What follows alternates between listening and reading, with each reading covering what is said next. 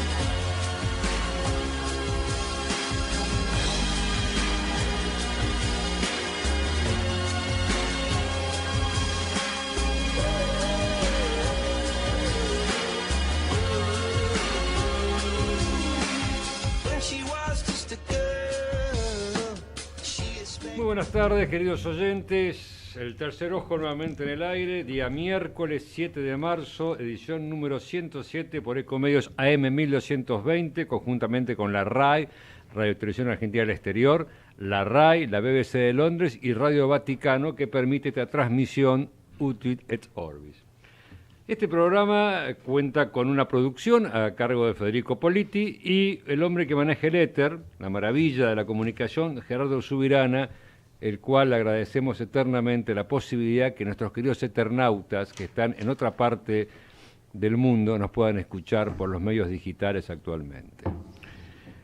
¿Qué tenemos hoy para comentar, para trabajar? Bueno, la ciudad de Buenos Aires tiene un clima muy propicio, una temperatura muy agradable. Estamos próximos al día 8 de marzo, que vamos a tener una huelga general de mujeres. Vamos a ver qué nos pasa al grupo que no somos mujeres realmente. Me imagino que tenemos que cocinar, lavar, hacer las camas, hacer las compras, un montón de tareas que cuando las hagamos vamos a valorar aquellas que las hacen en nuestro lugar realmente. Bien, veo que en tu espíritu todavía hay cierto machismo, pero este programa se va a dedicar a combatirlo. Señores, buenas tardes para todos. Estamos en esta mesa y los vamos a presentar en particular al ingeniero Gustavo Osvaldo Salerno, que después lo vamos a reportear. Gracias por venir, Gustavo. Buenas Luego tardes. Va el currículum. A la señorita Sofía Fabier Dubois, gracias Sofía por acompañarnos. Prometimos el cupo femenino y lo cumplimos. Gracias por la invitación. Aunque sea con familiares, ya les dije a cada uno de los muchachos, si no pues conseguimos un reportaje al femenino, que venga su señora, su hija. Bueno, perfecto. Acá está mi hija, gracias Sofía. ¿Quiénes estamos en la mesa? Usted que me ha interrumpido como... Y acá está nuestro locutor estrella, el escribano Oscar Cesaretti, que tiene la mayor cantidad de likes de sus fotos en Radio Ecomedio 1220. Recomendamos este Facebook. ¿Y quiénes estamos presentes? Eduardo Fabier Dubois, quien les habla, y están ausentes hoy, con aviso. Osvaldo Juan Di Tulio. Bien, saludos Osvaldo. Augusto Weigel Muñoz. Saludos Augusto. Juan Carlos Celano. Saludos Juan Carlos. Bueno. Hay varios que no han justificado la ausencia, ¿eh? No, pero en realidad hay tan pocas sillas que es mejor que no vengamos todos todas las veces. Bueno, señores, el tema de hoy es uno de los grandes temas del momento. En algún momento se hablaba de los signos de los tiempos. Uno de los signos de los tiempos, lo que marca la agenda, sobre todo siglo XXI, y es la ecología, es la relación con el medio ambiente. Si el Homo sapiens va a terminar destruyendo su mundo que construyó, o si va a terminar realmente respetándolo y viviendo una vida plena en eso. Y a esto van nuestras inquietudes. Hemos mandado algunas encuestas por nuestros internet que yo quería hacerle al ingeniero desde su visión profesional, a Sofía como joven de cuarto año que estudian estos temas en la escuela, a Oscar, que siempre tiene esa mirada tan lateral. Entonces la primera pregunta se vincula al género y está puesta porque mañana es el Día de la Mujer y queremos hacer nuestro homenaje. Con lo cual ya sabemos la respuesta, pero igual la vamos a hacer. ¿Quién pensás que tiene más conciencia ecológica? ¿Quién cuida más el planeta? ¿El hombre o la mujer? Los niños. Dame un ejemplo para la radio. Los Esto es lo que niños. preguntamos. Los niños. Oscar todavía no le preguntamos, pero dice los niños. Bien, ¿niño o niña? No, niños. Es un tema de Los educación, niños no en distingue general. género. Niños. Bueno, te digo que de las respuestas algunos dijeron los niños. O Obvio. sea, pareciera, y esto no sé, Gustavo, ¿qué te parece? Que hay como una generación... Decime tu visión. Sí, absolutamente. Los niños, la generación nueva, tiene mucho más en cuenta el tema ambiental que mi generación y las generaciones anteriores, la de mis padres, mis abuelos. Ni hablar de la nuestra. Sí, hoy... Nosotros seríamos los abuelos de... Sí. Nosotros estaríamos en los abuelos de Gustavo. No, los abuelos no, pero... realmente los niños y los jóvenes de hoy tienen una conciencia ambiental mucho más, digamos, clara, y incluso inducen a sus padres y a otras generaciones a, Como que te reprochan algo. si exactamente, haces, ¿no? a pensar al respecto. Son los educadores. A ver, contanos, Sofía, ¿qué pensás vos? Sí, pienso eso y además un montón de veces yo veo a niños que le dicen a sus padres que en la calle también cuando se les cae un papel o algo así, o sea, que los levanten para también que ellos tomen conciencia de lo que están haciendo y que no lo vuelvan a repetir. Sí, yo me acuerdo cuando éramos chicos, uno tiraba los papeles por la ventanilla, lo digo, ya prescribió si era delito, salvo que fuera lesa humanidad, pero uno tiraba los papeles, era así. como una cosa Era aceptado, normal, generalmente era aceptado. entendible. Después había gente que viajaba afuera y decían, no, nadie tira papel, Alemania, estos países. Bueno, ahora no se nos ocurre tirar No, papel. exactamente. Igual tenemos se lo guarda bastante en el déficit bolsillo. de basureros en la ciudad de Buenos Aires, un marcado déficit en microcentro. Pero ¿Le bueno, damos vamos a... ¿Le damos alguna respuesta, Oscar, de estos temas de qué pensás, el hombre o la mujer? ¿Quién ganó, la mujer, el hombre o los niños? Los niños tienen sus votos, porque sería como que las nuevas generaciones vienen mejor, y esto es un augurio, es un buen augurio. Ujú. Ahora, luego dicen las mujeres, ¿eh? La mujer suele cuidar más de todo, la mujer tiene conciencia y carácter, nos planteamos ante situaciones que el hombre ni remotamente lo haría, bueno, la mujer por ser más sensible, los dos, depende de cada uno. Yo haría una acotación ahí. La mujer porque es más joven generalmente, o sea, tuvo más posibilidad de educarse en la ecología que el hombre. Sí, pero hay algo que me dice el psicólogo Mario Ángel Fabier, que, bueno, acá todos en familia. Sí, todos en Ustedes demasiada también, familia. Somos los Fabier, somos 10 hermanos, así que ya oyentes de la radio tenemos muchísimos. Exactamente. Me dice, bueno, pero la mujer tiene un sentido de cuidado, ¿no? La mujer cuida. Te cuida a la madre, al bebé, te cuidan. Y ese sentido de cuidado se expande del niño, del hijo de la familia al hogar y a lo que lo rodea, ¿no? Quizá por eso.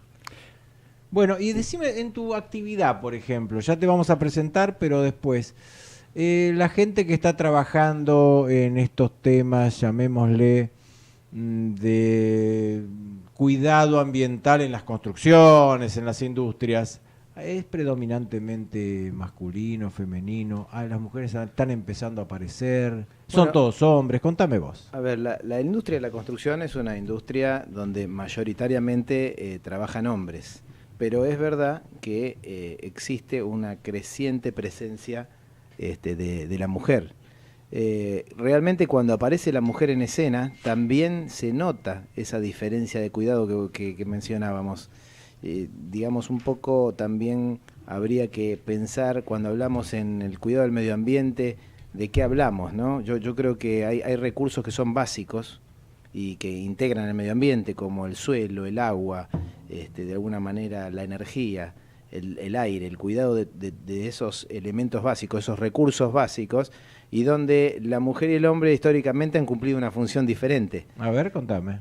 La mujer básicamente es la que se quedaba en la casa y de alguna manera digamos, elabora la comida para la familia, cuida el agua, cuida y busca el agua como recurso básico, natural, ¿no es cierto? El hombre habitualmente sale al exterior a proveerse de comida, a proveerse de la leña, y en ese afán de proveerse, históricamente resultaba ser mucho más descuidado. Ajá, bueno. O sea que el hombre más depredador, digamos, más depredador, por el rol histórico que le ha tocado como proveedor.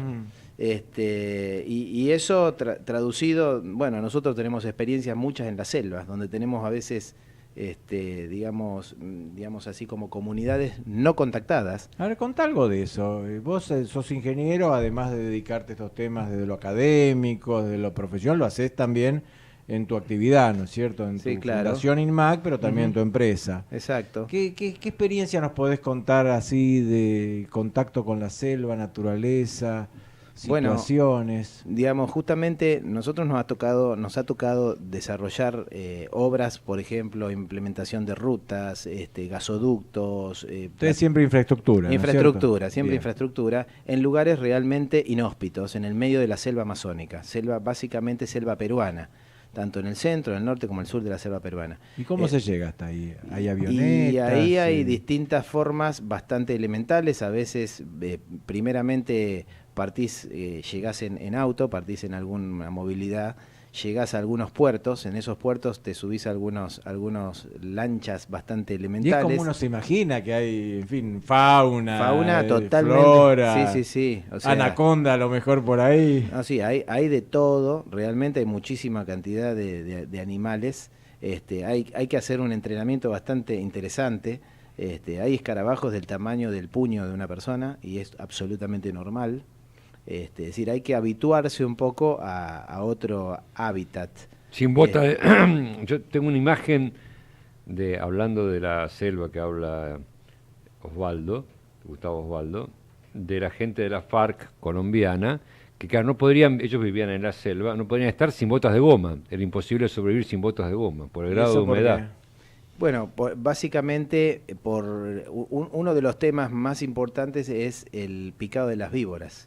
Por ejemplo, y uno tiene que estar con esas botas media caña para minimizar el picado de las víboras, que es realmente una especie de, digamos, es un mal que aqueja a todas las comunidades nativas, muy importante, y que les ha desarrollado incluso como otra forma de entender también el valor de la vida, ¿no? A nosotros nos ha pasado.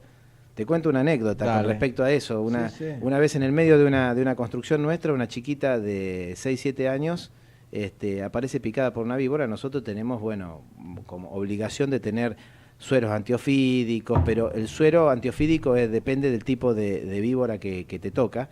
La chica había sido picada, la transportamos con nuestros helicópteros hasta el centro más cercano de atención y lamentablemente la chica falleció. No se llegó a tiempo. Para nosotros fue devastador. ¿Era una nena del lugar? Una nena del lugar, una nativa. Realmente, muy fuerte. Había que explicarle a la familia lo que había pasado. Y bueno, yo no te explico, ¿no? Todos mis ingenieros salieron todos corriendo, me dejaron la tarea. Claro. Cuando me dejan la tarea, realmente era una cosa que no sabía muy bien cómo lo iba a explicar. Cuando llegamos los padres, a esa situación, los padres me palmearon, me dice, no se preocupe, ingeniero, me daban ánimo ellos a mí, no se preocupe, nosotros sabemos que traemos chicos al mundo y solamente sobreviven los más fuertes, o sea que esto es una cosa totalmente natural y realmente a mí eso me marcó absolutamente, es decir, ellos tienen 10, 12, 15 hijos, pero sobreviven quizás la mitad. Como era hace 200 años. Claro, y es el más fuerte sobrevivió. Bueno, como dándonos ánimos ellos a nosotros. Es como otra concepción. Eso te iba a preguntar, la relación con los pueblos nativos de estas obras grandes, gasoductos, ¿no? Estas obras que se hacen en las selvas, en las montañas, en los desiertos, ¿cómo es? ¿Es una relación de sumisión? ¿Se les da algo a cambio por molestarlos?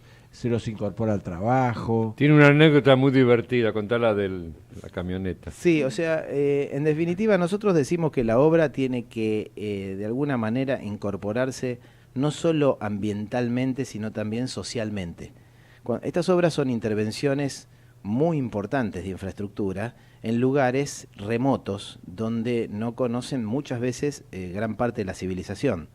Entonces hay que hacer toda una tarea de educación, primero explicar lo que qué tipo de trabajo se van a realizar, ¿Qué están haciendo qué ustedes estamos ahí? haciendo, Claro. qué beneficios le va a traer a ellos. Tiene que haber beneficios. Tiene que haber algún beneficio, siempre Claro. hay que encontrar y hay Claro. que intentar, nosotros somos procuradores de eso, no siempre los proyectos lo tienen en cuenta, el proyecto dice no, tiene que cumplir la función para lo cual ha sido pensado y habitualmente se olvida uno casi totalmente del digamos, qué beneficio le plantea al local que va a recibir esa infraestructura. Y ahí aparecen, por supuesto, siempre soluciones de compromiso que hay que tratar de desarrollar. Y hay beneficios que son temporarios y hay beneficios que son permanentes, digamos, que le permite a ellos acceder a ciertos recursos que de otra manera no accederían. Por ahí exactamente. un camino, agua, cosas básicas, Claro, ¿no? Agua, claro, una escuela, claro. Elementos de Está comunicación. bueno. Eso haría también Y- al impacto ambiental, al impacto ambiental de la ¿no? obra, Porque o- sería una ambientación social. Exactamente, y ahí aparece un poco la necesidad de asegurarles a ellos que la obra que uno le está desarrollando no les traiga aparejado problemas que hoy ellos no tienen. También ahí hay otro tema, ¿no? Porque uno a veces implantando mal una obra atrae polos de conflicto y de, por ejemplo, problemas de deslizamiento, problemas de inundaciones, o sea, hay que ser muy cuidadoso como uno implanta la obra. Vos sos ingeniero civil y hay una rama de tu profesión, los ingenieros ambientalistas, que vendrían a ser tus primos hermanos o tus antagónicos. No, antagónicos no. Digamos que las ingenierías están bastante relacionadas, pero digamos, la ingeniería civil respecto a la ingeniería ambiental no son ingenierías que, parecidas. Son, yo diría, como hoy casi todas las ramas de la ingeniería, complementarias. Es importante el conocimiento. Yo te diría lo siguiente, yo me recibí hace 25, 26 años, ¿no? No, ya 27, en el 91. Y realmente digamos, en la profesión de ingeniería civil era muy poco lo que se hablaba de ecología, de control de erosión de suelo. El control de erosión de suelo hoy día, o sea, el problema de la erosión de los suelos, es uno de los 2 o 3 problemas ambientales más graves del mundo. Y realmente es poca la gente. La erosión del suelo, ¿qué sería? Se va perdiendo el Se humus. se pierde el suelo, no solo el humus, a veces se pierde suelo fértil, a veces se pierde suelo, digamos, inorgánico. Es decir, la pérdida de suelo. Eso es malo también. Claro, o sea, en realidad si uno se pone a pensar sobre el suelo, el hombre desarrolla el 90% de sus actividades. Es un recurso transversal a las actividades productivas y de vida del hombre. Uh-huh. Sobre el suelo transita, sobre el suelo vive, sobre el suelo se traslada, sobre el suelo hace turismo, sobre el suelo se implantan los puentes, sobre el suelo se planta la alimentación, y por lo tanto se alimenta el hombre, y cuando uno pierde suelo, afecta todas esas actividades posiblemente en ¿Y una qué u es otra lo que medida. erosiona el suelo principalmente? Lo que básicamente erosiona el suelo, básicamente son dos elementos, o el agua o el viento. El viento, muy conocido en la Patagonia nuestra, el problema de la desertificación, es decir, como consecuencia de vientos muy fuertes y suelo que no tiene capacidad de soporte, cohesión suficiente, pierde la capa de humus, pierden los nutrientes y genera desiertos. La desertificación como consecuencia de una erosión originada en fuertes vientos. El problema de la erosión por agua es más conocida o más entendible los grandes deslaves, los desmoronamientos, las caídas de los puentes, los cortes de ruta. ¿Y las hay una inundaciones. conexión de las construcciones humanas con esos cataclismos o con esas malas situaciones? Porque calculo que el viento de la Patagonia no lo ha inventado Claro. el Homo sapiens, ¿no? Claro. Pero quizás alguna inundación o alguna cosa de estas derive de obras construidas sin un plan hidráulico. Absolutamente, por ejemplo. absolutamente. Es decir, hay un proceso de erosión natural que es, yo diría, que es incluso bueno que ocurra y es esperable, pero que es del orden del 20% de la erosión que ocurre en el mundo. El 80% es una erosión inducida por la acción antrópica, o sea, por la intervención Por el del ser hombre. humano. Exactamente. Tremendo. Ya vamos a hablar de esto. Y antes de cerrar este bloque, tenemos una pregunta que hicimos a los oyentes, que se refiere a qué es más grave. Es una pregunta medio tendenciosa, pero bueno, para eso está. La contaminación del aire, la contaminación del agua o la del suelo. Oscar, por ejemplo, para vos, ¿qué Profesor, te parece peor? No preparé el estudio, pero le voy a comentar que evidentemente tenemos un problema con el agua. No me cabe la menor duda. Si se contamina el agua es lo peor. No hay vida. Que se contamine el aire o el suelo. Bueno, el aire y el agua respiramos y tenemos que tomar agua. O sea, no sé qué te que morir, deshidratado o asfixiado. Estás en un bote y se están ahogando el aire y el agua. ¿A cuál salvás? Se está ahogando el aire y el agua. Bueno, prefiero salvar al aire porque capaz que con agua tengo más tiempo para sobrevivir. Claro.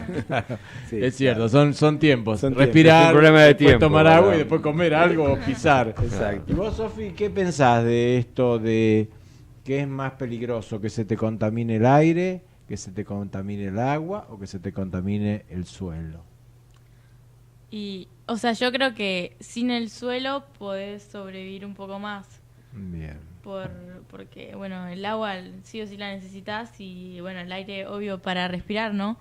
Pero para mí, obvio que después de unos días el suelo te va a servir, pero para mí el agua y el aire también. Bien. Veo que al agua le dan bastante importancia. No sé tu visión.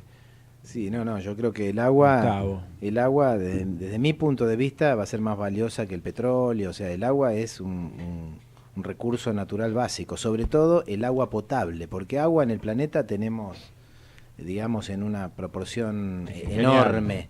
Alguien dice es el planeta océano. Exactamente. No la Tierra. El problema es el agua potable, ¿no? Que la potabilización, o sea, hoy la técnica ingenieril disponible todavía en escala no es económicamente, digamos, viable a grandes masas, por ejemplo, la desalinización de los océanos. Sí, no se ha eso. encontrado todavía, se puede hacer, se hace, pero no es económicamente viable.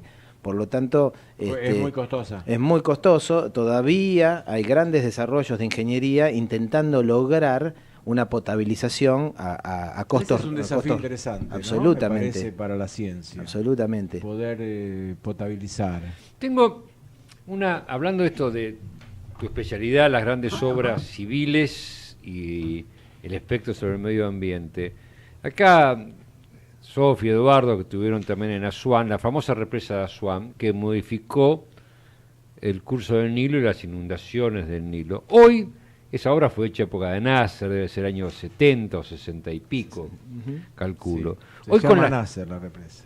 se llama Nasser, La bueno. represa, ¿no? Hoy con las técnicas de ingeniería que ustedes han desarrollado, ¿hoy podríamos evitar ese proceso que ha terminado siendo más desierto aún la parte de Egipto, no tener la posibilidad del humus del Nilo? ¿Hoy sería diferente esa obra, esas grandes obras hechas en esas décadas? ¿Hoy las plantearían diferente ustedes?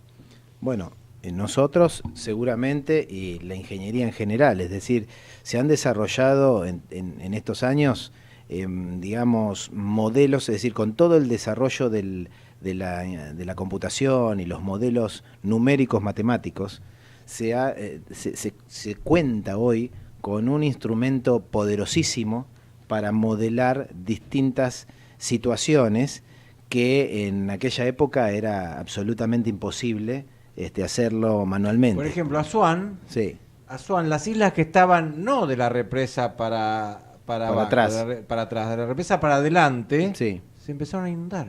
claro. Se habían gastado todo el presupuesto en las islas que estaban para abajo, en sacar Abu Dhabi, ¿cómo se llama? Abu Dhabi. Simbel. Abu Abu Simbel, Simbel. levantar todo eso. Ujú. Se les acabó la plata y al poco tiempo empezaron a ver que las islas que estaban, digamos, río abajo, ¿no? Sí.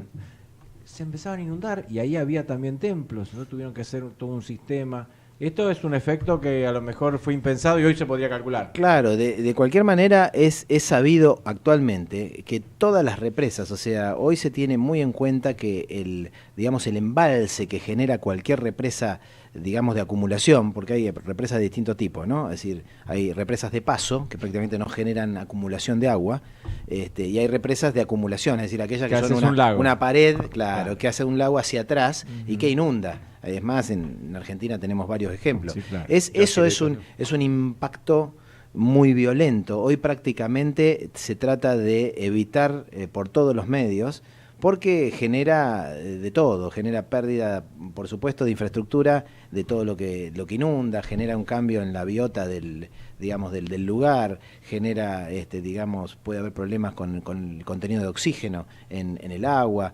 porque esos son lugares con muy baja velocidad.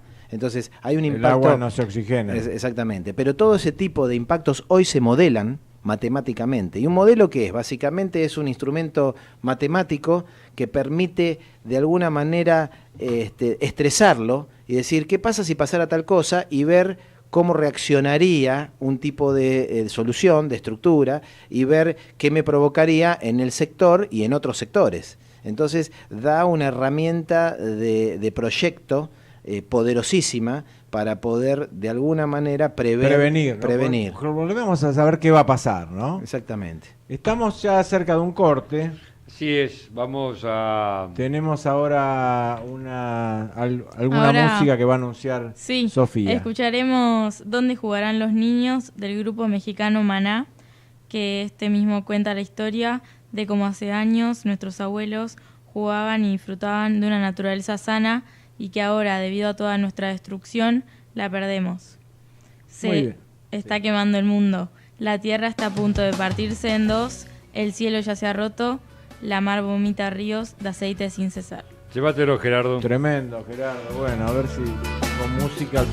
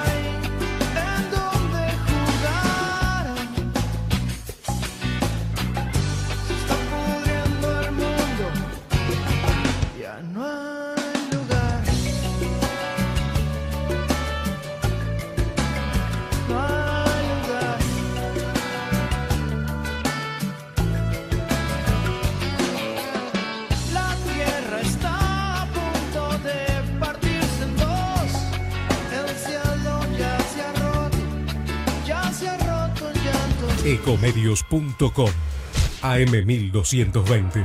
Estamos con vos. Estamos en vos. Descarga gratis de tu celular la aplicación Ecomedios. Podés escucharnos en vivo, informarte con las últimas noticias y entrevistas en audio y video. Búscala y bajate la aplicación Ecomedios. Podés vernos en vivo en ecohd.com.ar. Conectate con nosotros. Contestador 5-254-2353. El diagnóstico de autismo no siempre llega rápido, pero siempre que llega golpea fuerte. ¿Sabías que el autismo afecta a 1 de cada 68 niños y se presenta en cualquier grupo étnico y social?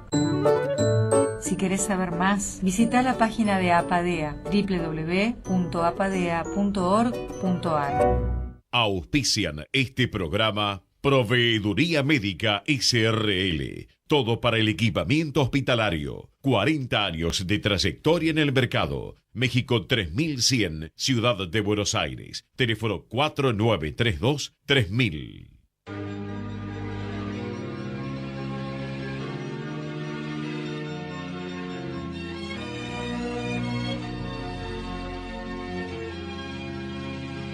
Larga.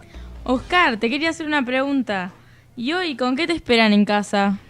Bueno, me esperan con una tarta de jamón y queso con mozzarella a la paulina única y exquisita. ¡Qué envidia! Yo con la cena recalentada de ayer. La Paulina, hace más de 90 años haciendo los quesos que le gustan a todos los argentinos. Bueno, un éxito la presentación de la paulina. Agradecemos a nuestros anunciantes. Va mejorando. Yo quisiera presentarlo formalmente. Vamos a presentamos presentarlo. formalmente al ingeniero Gustavo Salerno. Gustavo Osvaldo Salerno, Muy bien. argentino, mayor de edad, casado, ingeniero civil, diploma de honor, UBA, medalla de oro y diploma de honor del Consejo Profesional de Ingeniería Civil.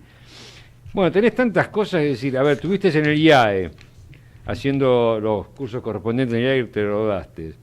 Sos presidente de la Fundación INMAC y tenés presidente y fundación de tu empresa, que es INMAC Perú, INMAC Bolivia SRL, es una empresa de ingeniería de obras de infraestructura, fundamentalmente. Lee la medalla de oro y los premios. Medalla de oro y ¿Cuándo diploma de honor último? de la Fundación Ingeniero Luis Augusto Huergo. El premio Industry Professional of the Year del Instituto Erosión Control de Asociación. Bueno, en inglés se dije mejor. Premio Security al Empresario 2014 en el rubro Empresa Constructora Especialización República Argentina. Bueno, director board de la ICEA No, el International. último premio nos falta. ¿Cuál es el último El premio? Sustained Contributor Award. Bueno, prefiero que lo pronuncie. Por haber realizado contribuciones sobresalientes para mejorar la industria del control de erosión de suelos y sedimentos a través de la educación, investigación, establecimiento de estándares constructivos y el desarrollo de tecnologías aplicadas, otorgado por la IECA, International Erosion Control Association, año 2018, este año, Los Ángeles, UCSLA. Un aplauso por esto. Bueno, muy Gracias. bien. Y contanos amable. un poquito ese momento del premio, a ver, antes de entrar a otros Es como premios. recibir el Oscar, ¿verdad? Vas, pasás, saludás a la familia, a los verdad colaboradores. la verdad que fue totalmente sorpresivo, por supuesto una sorpresa muy grata, pero es un jurado realmente bastante interdisciplinario, mundial, un poco Los Ángeles la meca de esto, sí. Hay Es la gente meca del tema de la erosión, de la erosión, exactamente, y hay profesionales muy destacados de Japón, de China, de Australia, por supuesto de Estados Unidos, también de otros lugares del mundo, más o menos unos 10 profesionales que integran el jurado, así que para mí la verdad que fue un honor inesperado, pero un honor al fin. Bueno, pero un honor para Argentina también. Sí. Decime, ¿y cuáles son los países más avanzados en esto? En el tema de control de erosión, ¿no? Que quizás sea el tema ese. ¿Cuáles son los más avanzados, los más de punta? Y yo diría que sin duda Estados Unidos Estados Unidos. es el país más avanzado en la temática, donde no solo digamos, tiene un gran desarrollo tecnológico y científico, sino que también tiene una normativa, un sistema normativo a nivel de la EPA, que es la Environmental Protection Agency, que vendría a ser la agencia medioambiental del país, que establece con claridad y con normas muy estrictas la aplicación de las técnicas de control de erosión de suelo para cualquier tipo de desarrollo de infraestructura que haga el hombre dentro del territorio de los Estados Unidos y dentro de las aguas de los Estados Unidos. Así que es un... Bueno, vamos a un Interesante minuto, porque un sí. país como estructura federal, Estados Unidos, que tenga un organismo federal que cubra todos los aspectos. Sí, es un lo tema Se fundamental. debe considerar una cuestión federal, claro. ¿no? Sí. Yo ahora pasaba a la última consulta que hemos hecho a nuestros oyentes, vinculada a 3 acciones que cada persona puede hacer, cada hombre, cada mujer, sin ser un especialista como vos, un empresario, un investigador, desde su hogar, desde su trabajo, desde su vida simple, de todos los días, que también nos preocupa y nos interesa. ¿Cuáles son esas 3 acciones que puede hacer? Hemos hecho algunas consultas a los oyentes y creo que Sofía había investigado algo el tema. Sí, ese.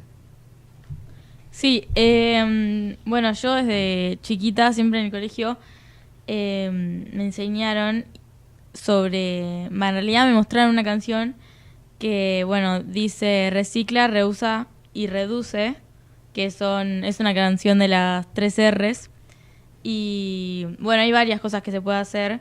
O sea, reciclar, bueno, separar la basura, Después reusar, se puede reducir el consumo de agua cerrando la llave de agua cuando no la ocupes. Y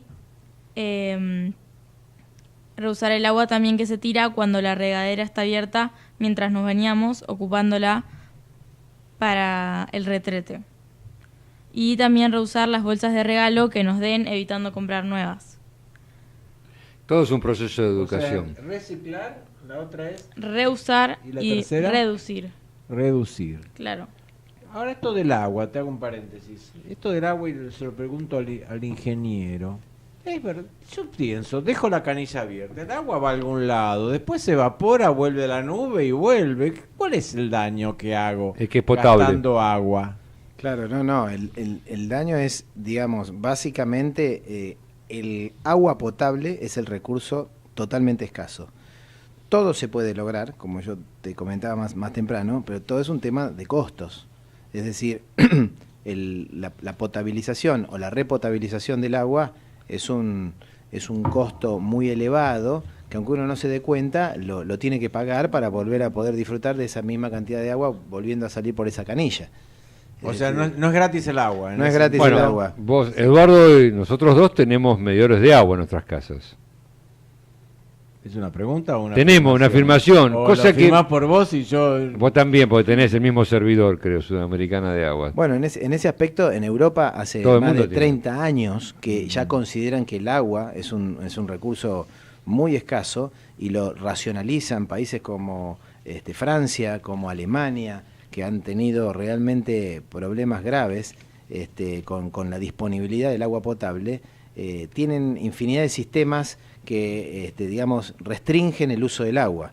Y incluso en muchos lugares la cobran, digamos, o sea... Sí. ya Acá hoy, también te la cobran. Acá te la cobraban por metro cuadrado y ahora AISA, que tiene más que el 15% de los usuarios con medidor de consumo, está intentando extender este sistema de un medidor para que la gente pague de acuerdo al consumo y no de acuerdo a los metros cuadrados de la unidad, lo cual a veces es absurdo. Uno tiene un garage que puede tener 500 metros cuadrados y tiene una canilla y un baño nada más. Claro. El consumo es ínfimo. Y otro tiene un departamento con 3 baños y bueno, y ahí el consumo es altísimo en comparación. Correcto. Hay una nueva conciencia del agua, bueno, se está intentando. Es muy difícil porque es muy difícil colocar medidores en propiedad horizontal, entre un solo caño. Bueno, pero bueno, es un tema también de los códigos de construcción que me imagino que la autoridad de cada jurisdicción se pondrá algunas al encuestas tono. de qué 3 acciones podemos... Vos, Oscar, ¿qué 3 acciones haces en tu casa? Yo separo la basura. ¿Separas basura? ¿Qué otra pensás que Bueno, estás separo la basura y protesto permanentemente con las duchas abiertas, las canillas abiertas. Cuidás etcétera. el agua. 2. Te falta una más. Bueno, una tercera función, a ver. Bueno, ahorro energía también. Vamos a pasar. Bueno, ya con 2 es suficiente, 2 sobre 3 es Gustavo, 2 en tu tercios. casa, no, Sí. no en la academia ni en la empresa, en tu casa. No, soy un fanático del consumo de la energía en forma racional, pues también es realmente la energía, la producción de energía impacta enormemente en una proporción gigante en el ambiente. Entonces, yo vivo cuestionando a los chicos, o sea, tratando de educarlos en ese aspecto. Por supuesto también tratamos... Energía que sería no dejar luces prendidas. Luces prendidas, aire acondicionado. No prenderlo. Exactamente. Si no hace falta. Todo tipo de energía. Las Yo hornallas, tengo una frase, como dice Gustavo, que sos hijo de Segua, y me miran. Vos, Sofi, que estuviste mirando un poco las encuestas, Sí. contanos algunas respuestas de oyentes. Lo que más se repite acá es reciclar la basura, que creo que en la mayoría de las casas hay Lo 2 estamos bolsas. haciendo. Claro. Y después dice no derrochar agua al utilizarla, sembrar plantas. Muchos hablan de la huerta también, ¿no? Sí. Como una actividad ecológica interesante. Claro. Sí. He visto varios en esta línea, pero creo que son las principales. Bueno, Gustavo, contanos este tema central tuyo vinculado a la relación que hay entre las grandes construcciones y el medio ambiente, su impacto, qué es lo que pasa, qué es lo que puede pasar o no pasar. Yo creo que, digamos, a mí me parece que una idea interesante para desarrollar es, digamos, derribar un poco el mito que existe entre desarrollo y arruinar el medio ambiente. Es decir, creo que ahí hay un... Tiene bases el mito, ¿no? Por supuesto que tiene bases, Claro. pero justamente es un poco, digamos, el paradigma que para el cual nosotros trabajamos todos los días. Él nos dio un ejemplo, para usted nos dio un derribar. ejemplo del gasoducto, Claro. que creo que es muy ilustrativo de cómo plantean ellos desde el punto de vista de la Claro, o sea, construcción. lo que nosotros decimos básicamente primero es que cualquier obra de infraestructura en realidad tiene o sea, el costo total de esa infraestructura tiene dos componentes. No solo el costo inicial, sino el costo de mantener esa infraestructura en el tiempo, que en muchos de los casos no es tenido en cuenta. Y sin embargo puede ser el diferencial entre tener una obra a un costo razonable y no tenerla. Para lograr un costo de mantenimiento razonable, bajo, limitado, es fundamental haber pensado la obra de manera tal que la misma pueda haber quedado integrada adecuadamente al medio ambiente. Es Dame decir, un ejemplo, a ver, para digamos, los que si estamos yo- en la ciudad. Claro, si yo construyo, vamos a decir, por ejemplo, una ruta, una cosa sencilla, un camino, y ese camino atraviesa un desagüe natural del agua, lo que probablemente ocurra es que en la primera, segunda o tercera lluvia el agua se acumule y rompa y corte la ruta. Y la va a cortar y la va a romper un sinnúmero de veces porque la ruta se construyó y se diseñó y se dispuso en un lugar donde la naturaleza prevé un escurrimiento importante de agua. Entonces, vos vas a haber creído haber hecho el camino más corto entre dos puntos uniéndolos y decís, me gasté lo mínimo posible, pero resulta que todos los años las vas a tener que reconstruir. Y el costo total para que vos puedas mantener unido el punto 1 con el punto 2 no es solamente el costo de construir la primera vez el camino, sino de tener que reconstruirlo todos los años. Ahora, cuando hablas de costo, ¿te referís a un precio extra que hay que pagar o a un deterioro del medio ambiente por los trabajos de reparación? Bueno, hay de las dos cosas. O sea, una obra rota genera, por supuesto, la necesidad de un gasto no previsto, pero además siempre una obra rota impacta ambiental y socialmente. Una obra rota puede llevarse vidas humanas, puede, digamos, deteriorar, digamos, de alguna manera el medio ambiente en sí, porque vos cortás una ruta y con todos los residuos de ese corte afectás aguas abajo, digamos, todo lo que a su paso encuentre. Entonces, lo que nosotros decimos es, bueno, ¿qué dirá un ambientalista? No hacemos nada.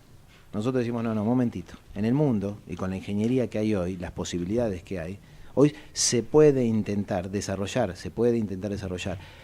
tecnologías y técnicas constructivas sustentables, que permitan lograr el desarrollo, pero al mismo tiempo impactar lo menos posible, mitigar adecuadamente y reducir el impacto sobre el medio. Decime, ¿cómo juegan esto Greenpeace y estos movimientos internacionales, a las ONG cuidadoras del medio ambiente?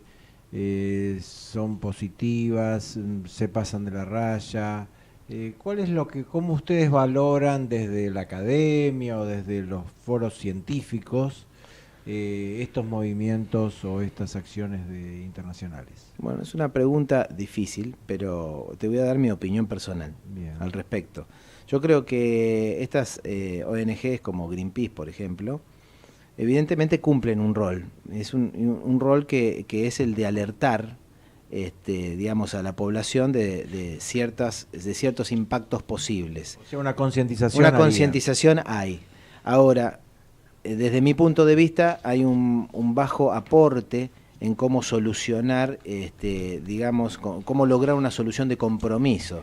Es decir, yo siempre desde chiquito, desde mi mente de ingeniero, digamos, esto de que no se puede hacer nada no cabe en mi cabeza. Entonces, ahí es como una posición extremista de decir, no se puede tocar un árbol, no se puede tocar una hoja, no podés tocar el suelo. Bueno, estaríamos viviendo como Tarzán Claro, hace en la palmera. miles de años. Él nos explicó el tema del gasoducto, cómo modificaste la técnica de construcción, una cosa que era una barbarie hace 40 años atrás. Claro, o sea, yo pienso que las soluciones son soluciones sencillas. O sea, las grandes soluciones en realidad tienen que ser sencillas. Y aparecen las grandes oportunidades cuando hace mucho tiempo que uno no revisa un sistema constructivo. Justamente ahí yo digo, uno llegaba y decía, bueno, ¿cómo se hace el gasoducto? Y nosotros lo hacemos así hace 50 años. Perfecto, tenemos una enorme oportunidad ahí entonces, porque en 50 años ha cambiado mucho la técnica, las posibilidades, el conocimiento. Seguramente se puede repensar el sistema constructivo y lograr mejores resultados. Cuando decís algo sencillo, ¿te referís a menos materiales, a otro tipo de elementos para utilizarlo? Claro, habitualmente algo sencillo son materiales más del lugar, más autóctonos, reutilizando justamente lo que decía Sofía, muy interesante, pero ya aplicado un poquitito a las obras de infraestructura. Entonces, antes se venía con 5 topadoras, vos tirabas, no sé, había que instalar un gasoducto en el medio de la selva, tirabas un ancho de 50 metros. Tomemos conciencia para instalar un gasoducto que podría tener 24 pulgadas, o sea, unos 70, 80 centímetros. ¿Y ahora qué se haría? Ahora, nosotros con nuestras técnicas, lo máximo que abrimos son 11, 12 metros. O sea, reducimos en 3, 4 veces ya el ancho del impacto. Con ello reducís la cantidad de especies que tenés que digamos, eliminar, afectar, reducís enormemente el movimiento del suelo, reducís enormemente la superficie que dejás desnuda, por lo tanto expuesta a las grandes precipitaciones, sobre todo en lugares como la selva. La selva amazónica es uno de los lugares más lluviosos del mundo, con lluvias del orden de los 7.000 a 10.000 milímetros anuales. Es una barbaridad de lluvia. Estamos hablando de 7 a 10 metros de agua. Es que si ese agua cae directamente sobre el suelo desnudo, lo que ocurre es que lo arrastra, lo saca, lo erosiona y genera efectivamente ríos, que seguramente traslada grandes masas de suelo, provoca desequilibrios, se desestabiliza. O sea, en el diseño del gasoducto no es lineal, se va tratando de encontrar, no afectar, exactamente, ¿no? Se va tratando de encontrar, digamos, de alguna manera el lugar más conveniente para implantarlo, de manera tal que mañana una lluvia no te lo destruya así tan rápido o más rápido de lo que lo construiste, porque un gasoducto se supone que tiene que durar 50 años para su uso en servicio. Entonces, concebirlo como un gasoducto integrado desde el punto de vista ambiental y social, no nos olvidemos del tema social, que hablábamos más temprano, es, digamos, la clave de esa durabilidad, la clave de que quede, de impactar menos en el ambiente y la clave de su, digamos, de su permanencia en servicio. Digamos, lo que ustedes hacen es de punta y el resto de las empresas miran para otro lado y siguen con sus procedimientos comunes, que en definitiva son menos favorables al medio ambiente, o está creciendo, o es importante, o toda la industria de la infraestructura está en esta preocupación. ¿Cómo lo ves? Yo diría que cuando nosotros empezamos, esto fue de punta. Bien. Obviamente, a medida que va pasando el tiempo, esto hoy empieza a ser una preocupación de toda la industria. Por supuesto que por regiones, es decir, esto, digamos... Las regulaciones influyen también. Las regulaciones influyen muchísimo, influye mucho también que habitualmente las inversiones, este tipo de inversiones son realizadas por empresas internacionales que tienen a su vez sus propias normativas, claro. Y eso fuerza de alguna manera a que se cumplan las regulaciones. Claro. Así que bueno. eso ha ayudado, ayuda. No es lo único. Y como todo, esto es una permanente evolución. Nosotros hicimos el gasoducto verde, como lo llamamos, o Green Road, Right of Way. ¿Por qué lo llaman verde? Bueno, verde porque básicamente nosotros... No es de madera. No es de madera, sino que es un gasoducto integrado a la naturaleza. Verde por la referencia al ambiente, a lo... El gasoducto, que hay un camino alrededor que, digamos... Sí, una pista. Una pista para cuando hay que arreglarlo. Claro, se lo llama road o right of way, o sea, sería un derecho de vía, el derecho por donde uno puede transitar para construirlo y para arreglarlo, mantenerlo, etcétera, ¿no? Que nosotros también, digamos, también eso lo fuimos variando, ¿no? Conceptualmente, porque, por ejemplo, se dejaba un camino y hoy día nosotros sugerimos no dejarlo, no es necesario. ¿Por qué? Porque la normativa que tiene o tenía muchos años de haber sido pensada, había sido pensada de manera tal que las raíces de los árboles no pudieran acercarse a los gasoductos, porque por temor a dañar. Hoy los gasoductos tienen unos revestimientos que son tan poderosos que la verdad, si bien lo agarre la anaconda, claro, no hace nada. no sería deseable tampoco que esté totalmente cubierto, pero realmente desde el punto de vista estructural no le hace absolutamente nada. Con lo cual eso ha permitido modificar. ¿Y hubo un cambio de materiales? Por ejemplo, antes se usaba por ahí más acero y ahora se usa otra cosa. ¿Todo es plástico? ¿Cómo es? Bueno, no, los gasoductos habitualmente, o sea, ¿de qué son? La gran mayoría son de acero.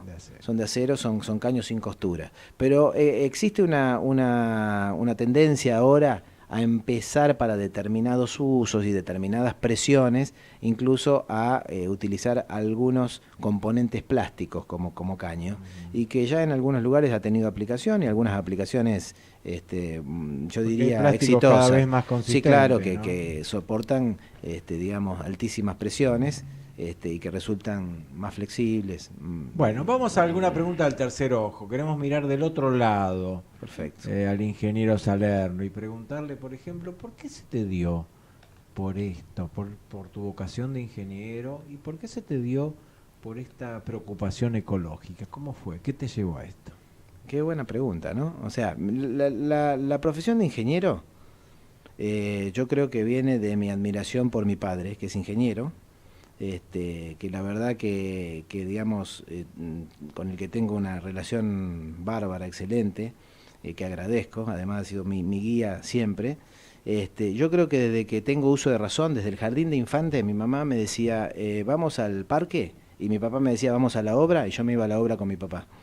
O sea que desde chiquito yo iba a primer grado. Hay un modelo paterno, exactamente. Digamos, psicología de fin de semana. Sí, exacto. Iba a ser ingeniero desde primer grado. Pero fuiste ingeniero y ambientalista o no ambientalista, yo soy ingeniero civil. Civil, pero conservacionista. Claro, yo creo que realmente el tema de intentar cuidar el medio ambiente con las técnicas constructivas fue surgiendo un poco. Yo creo que ha habido esto que hablábamos más temprano de estas nuevas generaciones que un poco, yo por el año 94, 95 viajé a Estados Unidos por primera vez a una conferencia de este tipo. Ya había ido a Estados Unidos, pero no a estas conferencias, y realmente me llamó la atención el tremendo desarrollo que había de esta industria, y que nosotros acá en Argentina no conociéramos absolutamente nada. Yo estaba recién recibido. Y no había recibido nada de eso. Y no había recibido ni siquiera una mención en mi universidad. ¿Y esto era año? Esto era año, ponerle 95, 96. Bueno. 95. Y incluso me había encontrado con una asociación como la IECA, la International Ocean Control Association, que decía que era internacional. Pero vos mirabas el loguito y debajo de México no había nada. Y digo, me junté. Los norteamericanos tienen eso, hacen el mundial. Son el mundial y son ellos solos. Bueno. Exacto. Y me acuerdo que ahí me lo crucé al presidente de aquel momento, que ya falleció lamentablemente porque era un ingenierazo. Y le dije, escúchenme, ustedes hablan que son internacionales, pero nosotros que estamos abajo de México no aparecemos ni en el logo. Me acuerdo que se reía muchos años después, que se lo acordaba.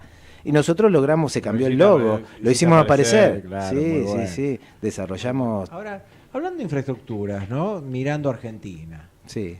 No una pregunta política, sino una pregunta más bien de bien público.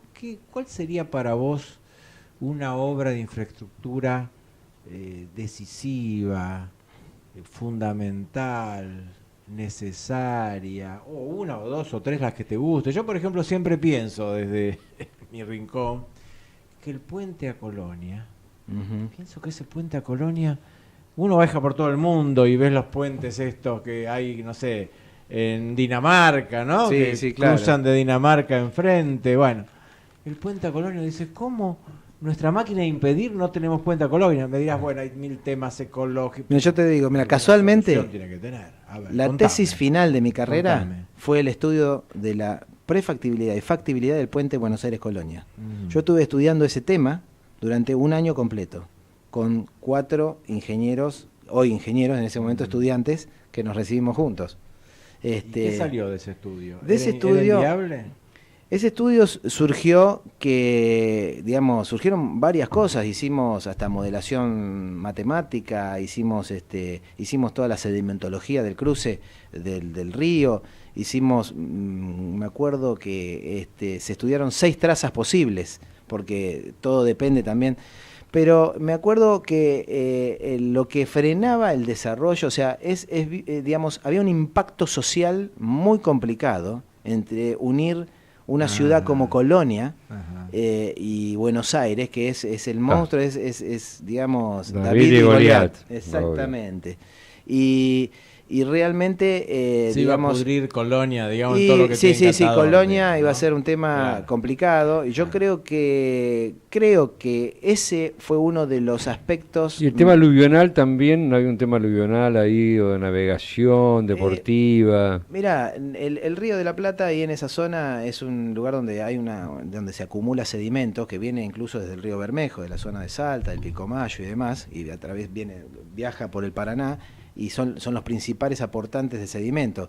Pero nosotros hoy, incluso los canales de navegación se mantienen con dragado permanente, sí, claro. Pero ahí se planteaban, digamos, puentes principales con gálibo suficiente para la navegabilidad. O sea, no iba a ser un... No era el problema. No el iba a ser un impacto problema. principal era humano. Sí, exactamente. Bueno, tenemos que ir redondeando. Exactamente. Yo no sé si nos querés hacer algún comentario final. Si tuvieras que escribir en un libro con letras de oro un mensaje hoy, ¿no?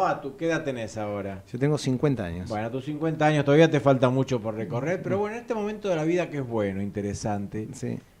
¿Qué dirías? ¿Qué mensaje escribirías? ¿Qué te interesaría comentar? O por lo menos para los oyentes, si vos dijeras, bueno, ¿qué nos dejó el ingeniero Salerno? ¿Qué nos transmitió? Digamos que a mí me parece como un concepto que a mí me gustaría transmitir, y que es el que de alguna manera tratamos e intentamos de difundir con nuestra fundación, que dicho sea de paso tenemos varias actividades, es digamos, el de decir que se puede construir sin dañar irremediablemente el medio ambiente. Y que me gustaría que las generaciones jóvenes de ingenieros, que para mí es una carrera apasionante y que se puede, digamos, que tiene mucho por hacer y por desarrollar, digamos, me gustaría instar a los jóvenes ingenieros que piensen la ingeniería desde ese punto de vista. Bueno, mil gracias. Gracias un placer a todos. tenerte. Gracias a ustedes. Vamos cerrando. Muy Sofía amable. va a decir el último mensaje. Gracias. No, gracias a ustedes. A continuación, Ska de la Tierra de Bebe, cantautora y actriz española. La tierra tiene fiebre, necesita medicina y poquito amor que le cure la penita que tiene. La tierra tiene fiebre, tiembla, llora, se duele del dolor más doloroso y es que piensa que ya no la quieren. Muy bien, buenas noches, señores. Gracias. La fiebre necesita medicina y un poquito de amor que le cure la penita que tiene.